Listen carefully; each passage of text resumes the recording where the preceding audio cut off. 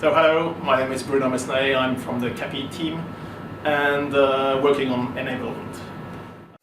In the previous presentations, you have seen what is CAPI, what is SNAP, and what it can bring you. You have also seen the different FPGA cards that SNAP is supporting and the resources. Now let's open the cover and see how works this engine to understand how, from the standard C code, we can have it run on a FPGA. This SNAP flow is a three-step process. We will go through these different phases, and on top of that, we will have two additional modules, one providing deeper information for those who want to know more about details, and one to understand how to measure and optimize the code ported into the FPGA. So let's start with a very simple example to drive you through these steps. Let's consider a simple example of a C code, changing the case of a text read from a file and writing back the result into another file. The different steps are the following.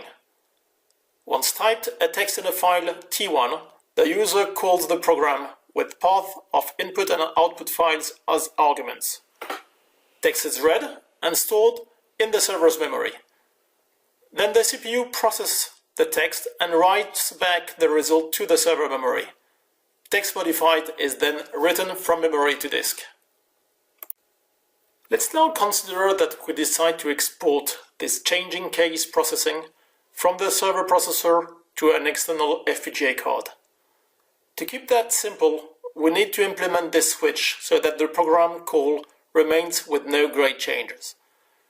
To be able to differentiate which of these two paths we are using, we will use a lowercase algorithm in the software action, so-called because it runs on the CPU, and we will use an uppercase algorithm in the hardware action, so-called because it will run on the FPGA. By using this FPGA card, we are also adding plenty of new resources, totally unknown by the server. You so understand that two major changes need to be done in the C code. Add a switch, so that processing can be done in CPU or FPGA, and this will be added when calling the program in the command line, and change the way the data are exchanged between the application and the function, so that the action on the FPGA can access all these new external resources, such as memory on the card or new IOs. The application on the server side just needs to know availability of these resources. The SNAP formalism adds all the hooks you need following two assumptions. Calling and testing the function should be identical whether it is executed in the FPGA or in the CPU. So SNAP is a three-step process. After having set up the environment in the preparation phase using the make snap config command, let's go through these three steps of execution. The first step has two phases, the compilation and the execution of the C code on CPU with these new features brought by SNAP, the switch and the new FPGA resources. This will be the same process on x86 and Power, meaning that we will run the program the same way on a CPU and on a FPGA. That's almost good for testing. The compilation command will be a simple make. The second step is the porting of the action to generate a code understandable by a FPGA. You will see that there are some guidance to follow, but this remains standard C code. This second step will bring us to the simulation of the execution of the whole program as if it was running on a CPU. Good also for testing the code. The compilation command will be a simple make model. The third step at last, which will build the FPGA program so that you can execute your action on a FPGA as if it was on a CPU. Once more, all commands are software command, no need of any hardware skills. The compilation command will be a simple make image. Okay, so let's start with the first step. As you may have understood, we have to adapt the C code to add a switch to execute the action on CPU or on a FPGA, and add access to new resources provided by the external FPGA card. So let's start from a basic C code and understand what we need to modify, then look to the modified code and at last compile and execute it. at any moment you can follow where we are on the right scale. Now let's look closer to the real C code that would be written by coding such an example. The main functions are getting arguments from the command line, then getting data from a file and filling array in server memory, calling the function passing pointers through the function call arguments, pulling the results from the server memory area filled by the function to display them and write them back to a file. The function on the right side is just using an address pointing to where data is in memory, processing and writing back to an address in server memory. So first thing, the program you will see in a minute, you take the arguments from the program, you just read the file, you put them in memory, then you call the function which will do the job and put back the results in the DRAM and store that. That's exactly what we have implemented. The first thing to do is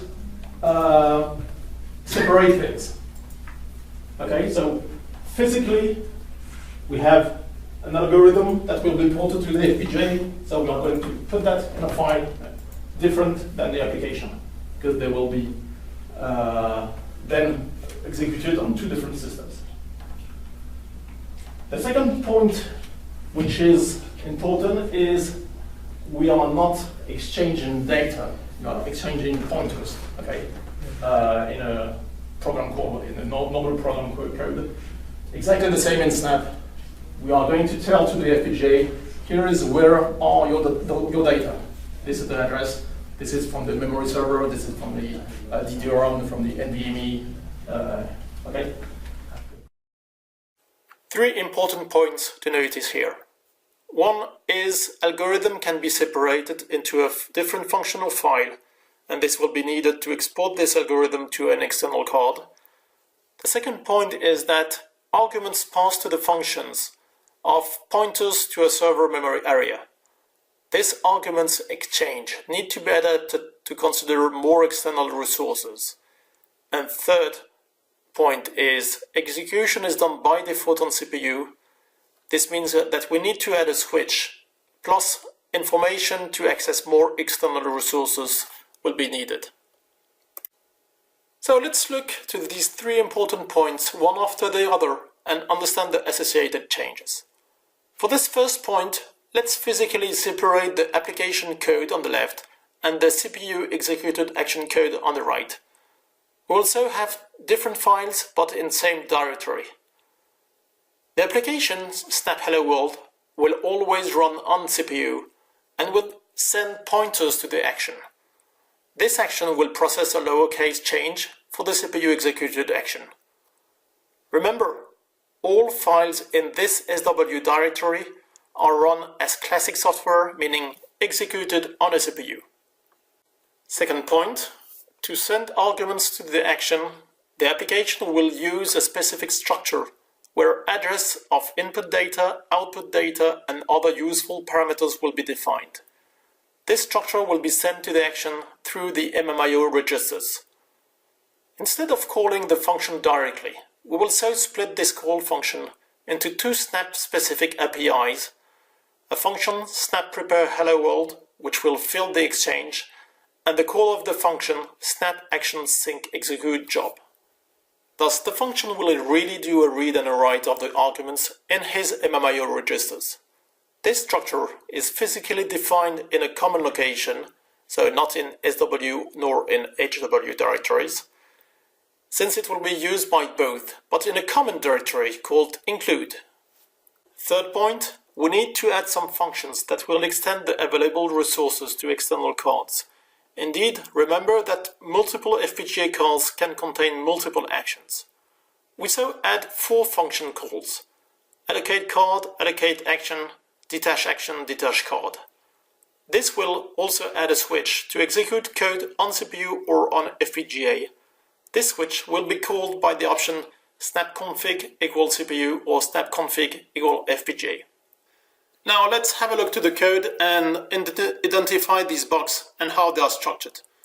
Let's start looking to the application located in Snap, Action, HLS Hello World SW.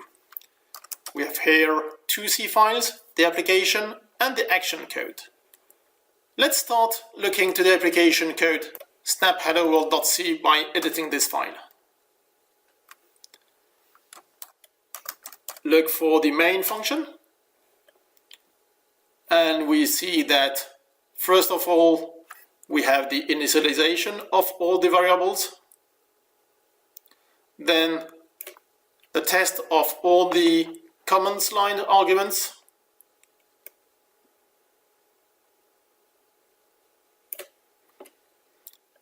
and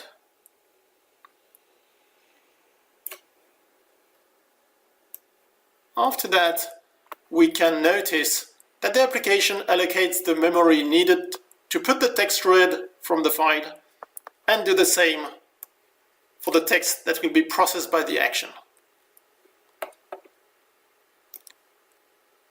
We then print the different parameters that will be used for the execution.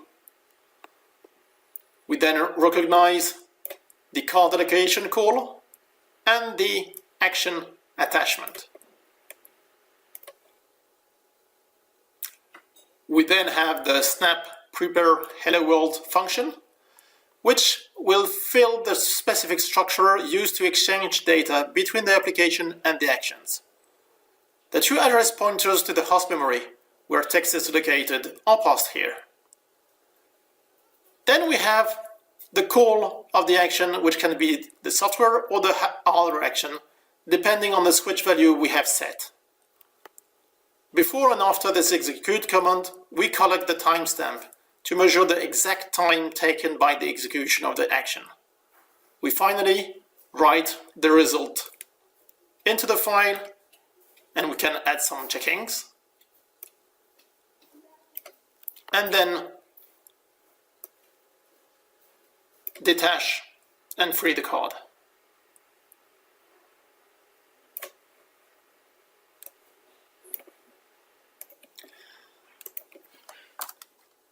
The snap prepare function is called in this same file and is just calling snap APIs to set the structure to the values we passed. If we now have a look to the software action code, which is action lowercase.c,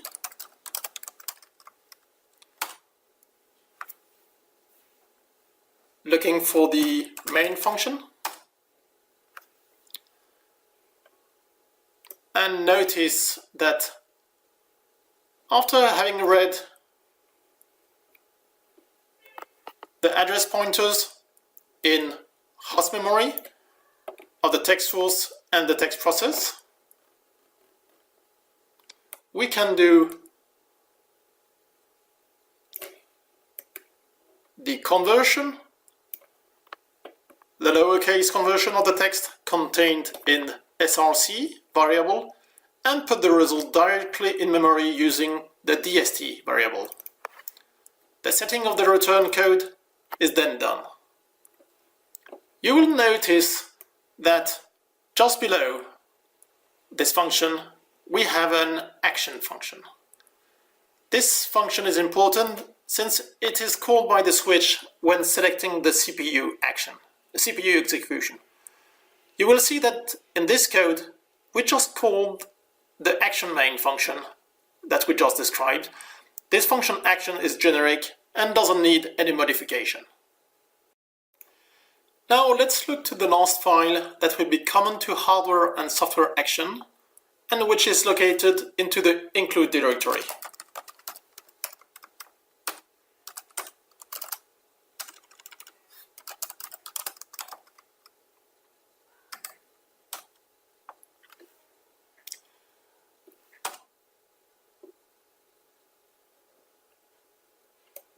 You'll find just two settings. The first one, which is the unique type action code of the action that will help the job queue to manage the different actions, and the definition of the structure of the data exchanged between the application and the action. This structure is limited to 108 bytes by the Snap environment. Now let's have a look to how to compile the code, prepare the data, and run the code to check the results. First of all, let's go to Action HLS Hello World software directory. You will find the C code and just do a make to compile them. You will find now the Snap Hello World program that can be executed. Let's fill a file, let's call it T1, and we can put anything you want.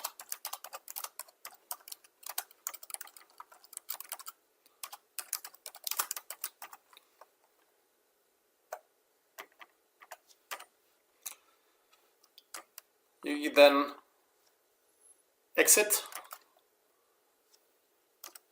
yes, in T1, and this is done. Now we need to call the Snap Hello World with the snap config CPU flag.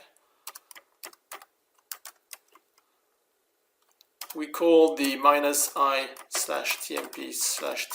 and we put result in /tmp/t2.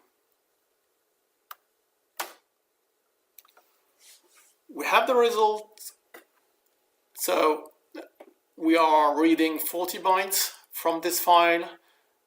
We are writing the result in this file, T2. This is the memory allocation, the address of the memory allocated in host DRAM for the input. This is the same for the output. The 28 is 40 in hexa, and we are running Hello World job, writing output data, and return code 102 is successful. And this is the 12 microseconds we have been able to measure between the input and the output.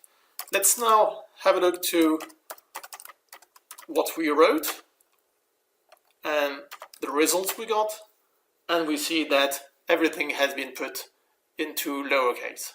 So this is successful. As you have seen, result is a lowercase text as expected, since this is what we have implemented in the software action. Uppercase will be implemented into a hardware action to differentiate them. You can also add the snap trace equal 0xf to get more detailed traces by adding it at the beginning of the command or do an export of it. This shows all the function calls and all the MMIO read and write operations between the application and the action. This is good to understand if problem is in the application or in the action. We'll come back later on the different debug options.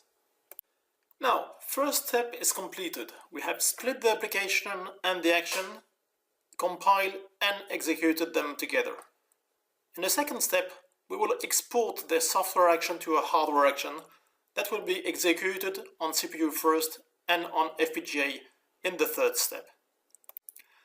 Now let's summarize. We know that the application runs OK on CPU. We have used one make command to compile it and have worked only in the SW directory. You will see later that the way to compile and execute it will be the same on the deployment power server.